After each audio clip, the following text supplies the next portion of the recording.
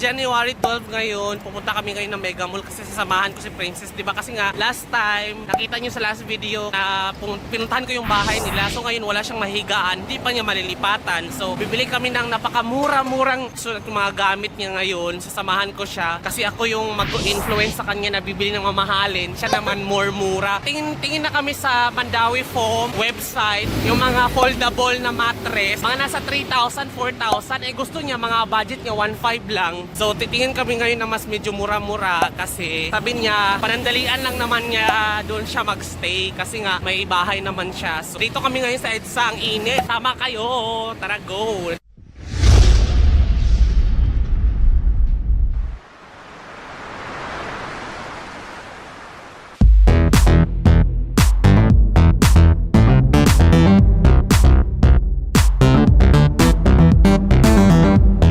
Sa loob ng Mega Mall at pupunta kami ngayon sa...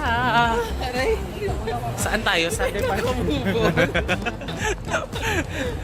Tara na, go! Ito, may banig siya. Ito 3,000, 4,000 pero may banig siya. Pero single lang naman yan. Ito na lang. Foam ba to? 1,300. Parang panlatag lang talaga siya. Eto, magkano? 1,500. Pwede bang magpa-assist tayo? Sino bang salesman dito? Sales lady dito? Wala dito. Ang ganda. Oh, ito na lang kaya. Kasya kaya to sa ano mo? Sa nano living mo. Feeling ko kailangan ko ng headboard doon sa ano ko. Sa kama ko, friend. Hindi, pero kasi ito, hindi mo naman kailangan na mas malaki. Kasi nga, small condo nga lang naman ako, diba? So, kung ito siya, pang shoes naman to eh, oh. Mas maganda to, guys. Bibili ako nito.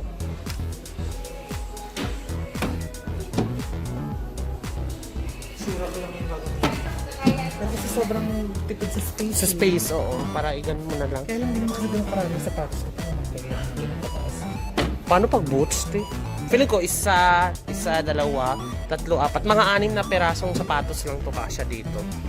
Pero ito, hindi na ba kailangan ba na ganito kadami? Hindi naman ganito kadami yung sapatos ko, siyempre. Para kasi kasya dito eh, ano eh, mga sham.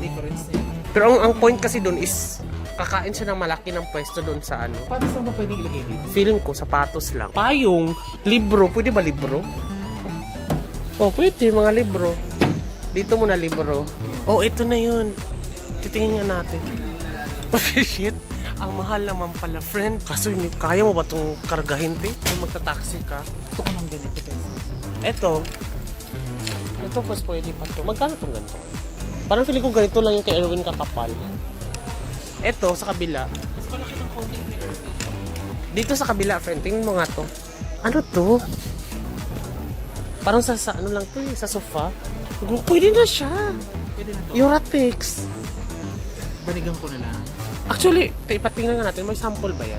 Oo, matigas pa siya, oh. So, hindi siya mabilis lumubog. Kung ganito kalaki. Para magulong-gulong ka. Tataba Comfortable. pa kasi ako eh. Walang tawad. Divisoria naman pala. Divisoria naman pala. Pasok mga soup eh. Ano pang kailangan natin dyan? Yung cover sheet. Bedsheet lang. Mortifit ka talaga. Tara na, go. Ang hirap mag-vlog, ha? Ito tayo. Mahal yung unan dito. Ito yung unan ko, guys, eh. Ito. Maganda to kapag ano. Pillow cover. Hindi pillow cover muna bago yung punda. Parehas yung pillow cover sa kapunda. Hindi, yung pillow cover. Ay, oo nga Pillow pala. muna. Kung pa-assist nga tayo, hirap na hirap tayo mag-interpret dyan sa mga wordings na yan. Ito, full bed 3-piece. Pero pink na yan. Full bed, queen bed yan. Ang hirap mamili, guys, ha? Wala namang nag-assist sa atin dito. Takot sila, baka lumabas sa vlog. Sabi nila, ayoko mag-assist yan, malalabas tayo sa vlog ng mga baklang yan. Gusto mo ba dalawa? Para may pangpalit ka? Oo. Oo, para pag halimbawa gusto mo magpalit, no? Tsaka dalawang una. At least nahanap rin namin, no? Alam namin kung anong kaibahan ng feet at saka flat. Yung feet is yung bedsheet. Yung flat is yung komot. Alam mo, makakabili tayo ng mali dito kasi hindi tayo na-assist. Alam mo, hanapin natin, bibilihin o sis lady. Magkano to, te? 300? So, ito yung 400. Ito na lang, tip. Dalawa. May discount ba to? Wala? 20. Ito plus ito pa. Ito? Sure ka sa nano living mo? Sure ka siya to? Hindi, di ba? Feeling ko nga hindi eh. Feeling ko ito lang yung kasha. Kasha yan, friend. Ay, kasha. Pero iusad mo yung ano mo, yung lamesa doon sa gilid. Feeling ko Ito na nga na ako ihiga.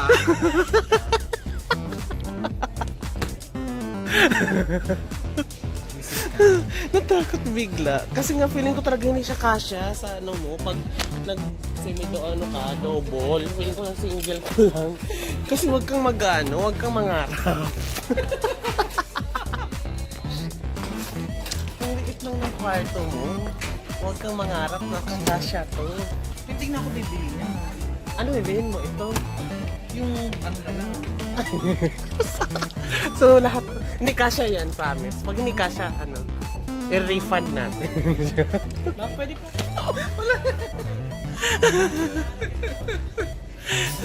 No problema siya guys, kasi parang bumili siya ng ganito kalaki. Feeling ko, sabi ko kasi parang hindi siya kakasya dun sa nano living niya. Tapos biglang mapunta siya dito. Parang gusto ko yung mattress na lang para kung sakaling di kasha. At least nakagayong siya sa gilid. Ano, single or double? Ano bibilin mo? Imaginein mo muna kasi hindi ko rin matansya eh. Tingnan nga muna natin dun sa Wait lang kasi nakakahiya na. Pinanda na nila yan eh. okay lang naman, hindi naman. Tara na. Binad-influence ko pa kasi yung tuloy umatras tuloy. Saan tayo? Walang yaka kasi. Wait lang, ano. Wait, pag yung customer rin sinasabi. Feeling ko napaka-influencing kung maging salesman. Pag sinabi ko, hey, hindi maganda yan, hindi ka bibili talaga, no? Ang nipis nito, friend eh. Parang kumot lang yan. Pero ang maganda na kasi dito, guys, kapag hindi kasya sa ano niya, parang madaling matupi-tupi kasi nga manipis lang. Pag yurat eh. O tara na, kasi nabayaran muna. Magkano lang yung pero gawang Pinoy. Ayaw mo ba ng gawa ng Pinoy? Grabe ka. Gawang Pinoy.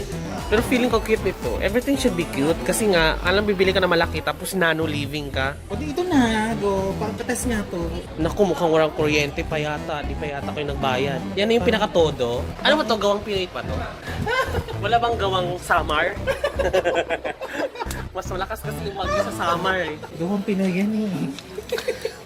Galit na galit sa gawang Pinoy talaga. Oh. Hindi gumana yung gawang hindi gumana yung gawang Pinoy. Iba talaga ang Pinoy. Iba na yung tingin ko sa Pinoy dahil sa electric fan. Nakaka-proud yung nakaka-proud. Ang lakas kasi ng buga. Saka camel. Pero Camel. kasi wala namang camel talaga sa Pilipinas. Dapat ang tatak nito tama raw eh. Kailan nagkaroon ng camel? Dubai. Gawang Dubai. Mo sabi kasi, pag bumili ka ng appliances, yung display, kasi mas matibay na yung display nila. Mga ganda yung stock hindi. Sabi nila. Ano sinasabi siguro? Parang kulang kayo ng empleyado, tiya. Hiring ba kayo? Apply kami. Sideline. Pero gusto namin, yung paninda namin, puro gawang Pinoy. Oo.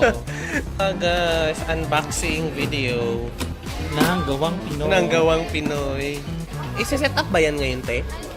Guys, ito na yung nabili namin ni Princess. Hindi pala ako. Ito, 400 each, friend, no? 300 plus na naman. 300 plus. 700 plus po. Yun, 700 plus na tong dalawa na to na 20 by 30 na pillow. Tapos itong 900 pesos na doubles, parang dalawang pillow siya, tapos isang kumot, tsaka isang bedsheet, tapos isang electric fan, tapos ito yung pinakamahal, Uratex ito yung binili mo, friend? Uratex siya pero 2 inches na lang. 2 inch yung kapal niya, hindi na yung makapal ng kinuha namin. So ito, magbubuk na kami. Ang ganda ng ilaw, friend. Nantay na namin kasi nakabuk na, friend. Hey guys, so ito na nga, di ba? Laspag na ako ngayon. Kasama ko yung si Princess. Kakarating lang namin, naligaw-ligaw kami. Diyos ko, my God. Marami palang phase dito. Phase 1, phase 2, phase 3, faceless. Ang dami-dami. Ang dami may kasamang black. Alam mo kung saan kami punta doon. Sumakay kami ng tricycle. Sumakay from Mandaluyong. Nag-grab na kami from Mega Mall. Tapos papunta na dito sa Taguig. Din kami binaba sa ibang lugar. Tapos nag-tricycle pa kami ng isang beses. Nag-tricycle na naman kami. Buti sana kung walang dala. So ngayon, kailangan nating mag-unbox. Pero ang una ko ko ipapa-unbox talaga electric fan dahil hindi na tayo makahinga. Sige, buksan mo na to. Ano na natin. Ganyan lang, friend. Oh, ganyan.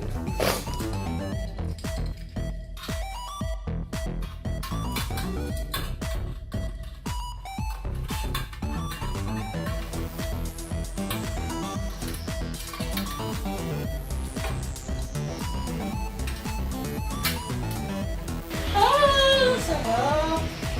Maganda siya, friend. Sadyang ka na? Oh, saya! Oo. Pagka ganun ka, parang hindi ka tulad sa bahay, syempre. Spring sa bahay. Oo. Spring bed yun eh. Pero sarap! Kasi pagbago, kasi parang ang feeling mo, sarap. Nag-visit So, video. Natagdagan ang ating gamit dito sa ating Nano Living. Nano Living. At dahil dyan, let's celebrate that new bed and the new electric fan. Let's celebrate! Let's celebrate! Tara, kainin na tayo.